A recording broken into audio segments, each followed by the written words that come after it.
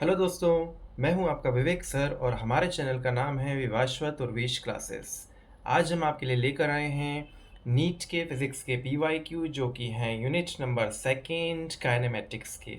ठीक है, इसमें हम बेसिकली क्वेश्चंस लेंगे यूनिफॉर्मली एक्सेलरेटेड मोशन से रिलेटेड। ठीक है, और क्लास 11th के पॉइंट ऑफ व्यू से देखें तो chapter number 2 motion in a straight line. ठीक है, चलो अब क्वेश्चन स्टार्ट करते हैं। हमारा जो फर्स्ट क्वेश्चन है वो आया हुआ है नीट 2005 में। ठीक है, क्वेश्चन क्या बोला देखते हैं। Two boys are standing at the ends A and B of a ground where A B is equal to a. भैया दो बॉयज हैं और ये ऐसा, ठीक है ना, ग्राउंड पर बैठे हैं ए और बी। एक बच्चा जो है वो ए पर है और दूसरा बच्चा बी पर है, और ए से बी का जो डिस्टेंस है वो ए है। ठीक है, इतनी चीज़ क्लियर हुई। चलो आगे देखो। The boy at B starts running in the direction perpendicular to A B. अब ये ए बी स्ट्रेट लाइन है, ग्राउंड है, और ग्राउंड से परपेंडिकुलर बच्चा होता है स्ट्रेट लाइन ऊपर की तरफ। ये ग्राउंड हो गया, और ग्राउंड से परपेंडिकुलर मतलब 90 डिग्री स्ट्रेट ऊपर की तरफ, मतलब बी ऐसे चल रहा है। ठीक है ना, विद द वेलोसिटी v1। तो b की वेलोसिटी कितनी है, v1 लिख देते हैं यहाँ पर। ठीक है, अच्छा। The boy eight a starts running simultaneously with velocity v, catches the other in time t। अब ये भी चला उसकी तरफ, किसकी तरफ, b की तरफ। b तो ऐसे जा रहा है और a ऐसे जा रहा है b की तरफ। अच्छा, a की वेलोसिटी कितना है, v है। ठीक है, और टाइम t पर उसको मिल गया। वो कितने टाइम पर मिला, t टाइम पर मिला। ठीक है, मतलब इस पॉइंट c पर अगर टाइम देखें तो t टाइम हुआ था b को भी और a को भी। इतनी चीज़ क्लियर हुई। अभी जो t टाइम पूछ रहा है वही पूछ रहा है कि वो किसके बराबर होगा। ठीक ना, चलिए अब देखते हैं। देखो, ये जो डायग्राम दिख रहा है ये राइट एंगल ट्रायंगल जैसा दिख रहा है, और राइट एंगल ट्रायंगल में क्या होता है, राइट एंगल ट्रायंगल में होता है hypotenuse square is equal to perpendicular square plus base square. ऐसे ही होता है। ठीक है ना, अच्छा। यहां पर हम जब इक्वल करेंगे तो देखो बच्चों, ए बी जो है, ए बी क्या है, ए बी एक तरह से डिस्टेंस है, और ये जो बी सी है ये वेलोसिटी है, और ए सी जो है वो भी वेलोसिटी है। तो एक तरफ अगर हम डिस्टेंस लें और बाकी दोनों तरफ वेलोसिटी लें तो बात नहीं बनेगी। तीनों की वैल्यूज बराबर आनी चाहिए, या तो तीनों जगह वेलोसिटी हो या फिर तीनों जगह डिस्टेंस हो। ठीक है ना, अब देखो हमने एक फॉर्मूला पढ़ा था स्पीड का। स्पीड इज इक्वल टू बच्चा क्या होता है, देखो जरा, डिस्टेंस अपॉन टाइम होता है। ठीक है ना, स्पीड का formula speed is equal to distance upon time. तो डिस्टेंस इज इक्वल टू बच्चा क्या हो जाएगा, स्पीड इनटू टाइम हो जाएगा। ठीक है ना, तो यहाँ पर देखो B से C तक पहुंचने में इसको कितना टाइम लगा, T। तो इसका टोटल डिस्टेंस क्या हो जाएगा, स्पीड इनटू टाइम कर दो, बस इतना ही करना है। डिस्टेंस यहाँ पर अगर हमने डिस्टेंस लिया है AB में, तो यहाँ पर भी क्या लेना पड़ेगा, BC में डिस्टेंस लेना पड़ेगा। तो BC का डिस्टेंस क्या हो गया, स्पीड इनटू टाइम। BC का स्पीड क्या था, v1, और टाइम कितना लगा, t। ऐसे ही AC का स्पीड कितना है, v, और इसको भी टाइम कितना लगा बच्चा, t। बस हो गई बात। अब हम फार्मूला लगा सकते हैं। अब तीनों तरफ डिस्टेंस हो गया, डिस्टेंस डिस्टेंस डिस्टेंस, तो भैया राइट एंगल ट्रायंगल लगा दो।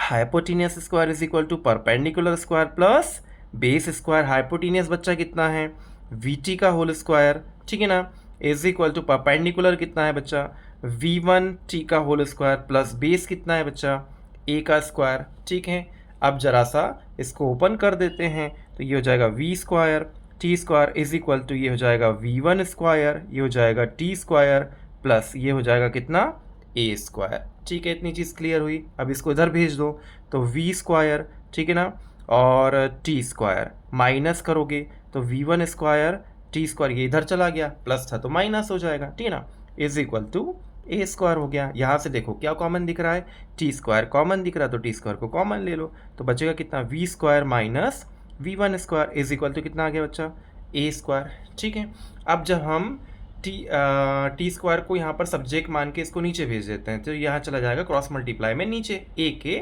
नीचे। ठीक है, इतनी चीज़ क्लियर हुई, तो कर दो भैया।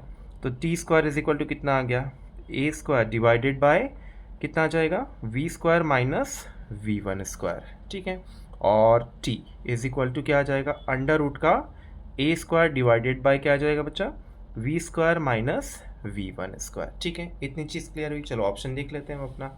हमारा जो फर्स्ट क्वेश्चन है उसका करेक्ट ऑप्शन भैया डी वाला दिख रहा है, अंडर रूट में a square v square minus v one square. तो option number D is the right answer of the question number first. ठीक है, समझ में आया? चलिए, कोई भी डाउट हो तो कमेंट बॉक्स में कमेंट कर दिया करो। ठीक है, कोशिश करेंगे जल्दी से जल्दी आपका डाउट जो है, क्वारी जो है वो सॉल्व हो जाए। ठीक है ना? चलिए, नेक्स्ट क्वेश्चन हमारा जो आया हुआ है वो है नीट 2019 में। ठीक है ना? क्वेश्चन क्या बोल रहा है देखते हैं। The two bullets are fixed horizontally and simultaneously towards each other from roof tops of two building. भैया दो बिल्डिंग हैं, ये एक बिल्डिंग और ये दूसरी बिल्डिंग। इस इधर एक कोई बंदा था उसने गोली चलाई, और इधर कोई बंदा था उसने भी गोली चलाई, एक दूसरे की तरफ गोली चलाई। ठीक है, और ये बिल्डिंग है तो ये इसका ग्राउंड हो गया। ठीक है ना? ये एक बिल्डिंग, इस बिल्डिंग को नाम दे देते हैं ए, ये दूसरी बिल्डिंग, इस बिल्डिंग को नाम देते थे बी। ए भी दो बिल्डिंग है और ऊपर खड़े होकर दो लोगों ने गोलियां चलाई एक दूसरे की तरफ। ठीक है ना? 100 मीटर डिस्टेंस है, दोनों बिल्डिंग के बीच का कितना डिस्टेंस है बच्चा, 100 metre apart, and of same height 200 metre. तो पहली बिल्डिंग की हाइट कितनी है, 200 मीटर, और दूसरी बिल्डिंग की हाइट भी कितनी है, बराबर हाइट पर गोलियां चला रहे हैं एक दूसरे की तरफ with the same velocity 25 metre per second. इसकी वेलोसिटी कितनी है, 25 मीटर पर सेकेंड, और इसकी गोली की वेलोसिटी भी कितनी है, 25 मीटर पर सेकेंड। एक ही कंपनी का बंदूक है दोनों के पास। When and where will the two bullets collide. अब ये दोनों टकराएंगी। भैया हाइट भी बराबर है और वेलोसिटी भी बराबर है, कहीं ना कहीं तो टकराने वाली हैं। कहाँ टकराएंगी ये पूछा है। ठीक है ना? तो हम बोलते हैं कि यहाँ कहीं टकराएगी। ठीक है, तो ये पॉइंट को हम सी बोल देते हैं, सी पॉइंट पर टकराएगी। तो यहाँ से यहाँ तक का डिस्टेंस हम x1 बोल देते हैं, और यहाँ से यहाँ तक का डिस्टेंस हम x2 बोल देते हैं। ठीक है, इतनी चीज़ क्लियर हुई। अब देखो, x1 और x2 दोनों का जो सम है वो कितना है, 100। तो ये एक इक्वेशन तो ऐसी हमारी बन जाएगी, x1 plus x2 is equal to बच्चा कितना आ गया, 100 आ गया। ठीक है, इतनी चीज़ क्लियर हुई। अब ये x क्या होता है, डिस्टेंस होता है। अभी हमने एक और फॉर्मूला किया था ना, स्पीड इज इक्वल टू क्या होता है, डिस्टेंस अपॉन टाइम होता है। तो डिस्टेंस इज इक्वल टू क्या हो जाएगा, स्पीड इनटू टाइम हो जाएगा। अच्छा, ये पहले ए वाले बिल्डिंग का जो बंदा था उसकी स्पीड कितनी है, 25, और टाइम कितना है, टाइम तो निकालना है, टाइम को टी बोल देते हैं, है ना? तो 25 इंटू टी, ये डिस्टेंस की जगह वेलोसिटी इंटू टाइम रखा, तो डिस्टेंस की जगह वेलोसिटी इंटू टाइम। ठीक है ना? प्लस यहाँ पर भी इसकी भी वेलोसिटी कितनी, 25 into t is equal to कितना हो गया बच्चों, 100। ठीक है, इतनी चीज़ क्लियर हुई। टी टी कॉमन दिख रहा है। ठीक है ना? 25 25 कितना हो गया, 50। T is equal to 100। 25 t plus 25 t 50 t हो गया ना, 50 से कम 50, 50 दूना 100। ठीक है ना? तो टी का वैल्यू कितना आ गया, 2 सेकेंड आ गया। टाइम तो मिल गया भैया 2 सेकेंड। ठीक है ना? ये 4 सेकेंड वाला गलत हो गया, कोलाइड भी गलत हो गया, तो टकराएंगे पक्की बात है। 2 सेकेंड 2 सेकेंड। अब देखते हैं हाइट। ठीक है, हाइट के लिए कौन सा फॉर्मूला लगाओगे, s is equal to u t plus half a t square लगा देते हैं। यू तो जीरो है, इनिशियल वेलोसिटी जीरो ले लेते हैं। S is equal to half acceleration की जगह ग्रेविटी ले लेते हैं, क्योंकि ग्रेविटी लगेगी ना उस पर। ठीक है, और टाइम तो अभी हमने निकाल लिया, 2 का स्क्वायर कर दिया। तो कितना हो गया भैया, 2 एकम 2, 1 2 से 1 2 कट गया, ये आ गया 20। ठीक है, 20 मीटर आ गया। इतनी चीज़ समझ में आई। ठीक है, अब ये 20 मीटर क्या है, 20 मीटर हाइट है ऊपर से। ठीक है, ग्राउंड से हाइट करना है, ऊपर से 20 मीटर की हाइट से टकराएंगे, तो ग्राउंड से हाइट कितना होगा, कहाँ से हाइट पूछ रहा है, वेयर दे विल कोलाइड्स। ठीक है, तो भैया ग्राउंड का हाइट कितना है, टोटल बिल्डिंग का हाइट 200 है, 200 में से 20 वो चल चुके। ठीक है ना? 200 में से सपोज करो ये गोली ऐसे जाके टकराई, यहाँ पर गोली ऐसे जाकर यहाँ पर पॉइंट सी पर टकराई, तो ये जो डिस्टेंस है कौन सा वाला, ये वाला, ये कितना है बच्चों, 20 है। ठीक है, अब 200 में से 20 हटा दोगे तो कितना बचेगा, तो s dash is equal to कितना आ जाएगा, तो देखो टोटल डिस्टेंस 200 था, उसमें से 20 हटा दो तो कितना आ गया, 180 मीटर आ गया। ठीक है, तो करेक्ट आंसर क्या होगा, after 2 second at a height, ground से हाइट पूछा है ना, at a height 180 metre, ground से हाइट बताना है। ठीक है, ऊपर से हाइट बताते तो 20 बता देते। ठीक है, तो option number A is the right answer of the question number second. ठीक है भैया, समझ में आया। चलो नेक्स्ट क्वेश्चन देखते हैं। नेक्स्ट क्वेश्चन जो है वो हमारा आया हुआ है नीट 2019 में। क्वेश्चन क्या बोला देखते हैं। The speed of a swimmer in still water is 20 metre per second. एक स्विमर है और स्टिल वाटर में उसका स्पीड है 20 metre per second. The speed of the river is 10 metre per second. River का स्पीड 10 मीटर पर सेकेंड है, flowing east. चलो river बना देते हैं पहले। ये ईस्ट डायरेक्शन होता है, ध्यान रखना। हाँ, ईस्ट डायरेक्शन में ये नदी बह रही है। नदी का इतना चौड़ा नदी बना लो, ये इतनी चौड़ी नदी है हमारी, ठीक ना। और नदी की स्पीड कितनी है बच्चा, ये दिया हुआ 10, तो ये नदी 10 की स्पीड से फ्लो कर रही है। ठीक है, अच्छा स्विमर कहाँ पर है वो देखते हैं अभी।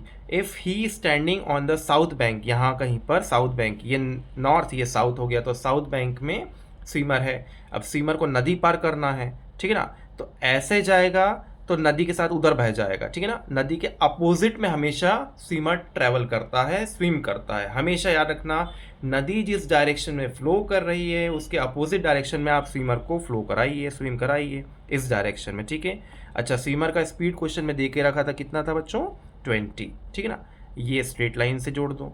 ठीक है, इतना तो बन ही जाना चाहिए कम से कम। If he standing on the south bank, यहाँ तक पढ़ लिया था हमने, and wishes to cross the river along the shortest path. Shortest path मतलब यहीं से जाएगा वो, ठीक है ना। अब जब यहाँ से जाएगा, ज़रा ध्यान से समझना, जब वो ऐसा जाएगा और नदी का फ्लो ऐसा है तो वो ऐसा हो जाएगा, मतलब एक तरह से वो स्ट्रेट लाइन में ही फ्लो कर रहा है और यही शॉर्टेस्ट पाथ है।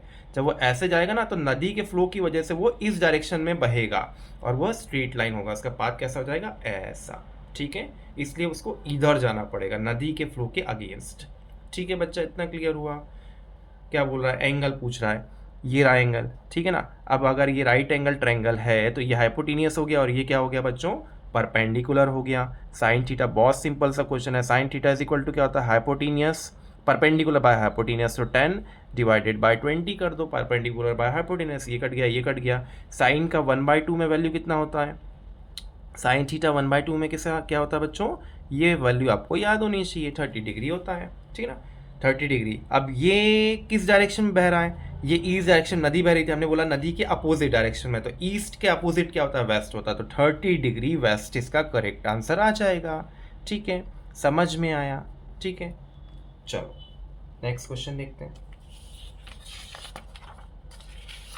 नेक्स्ट क्वेश्चन बच्चों आया हुआ है नीट 2005 का।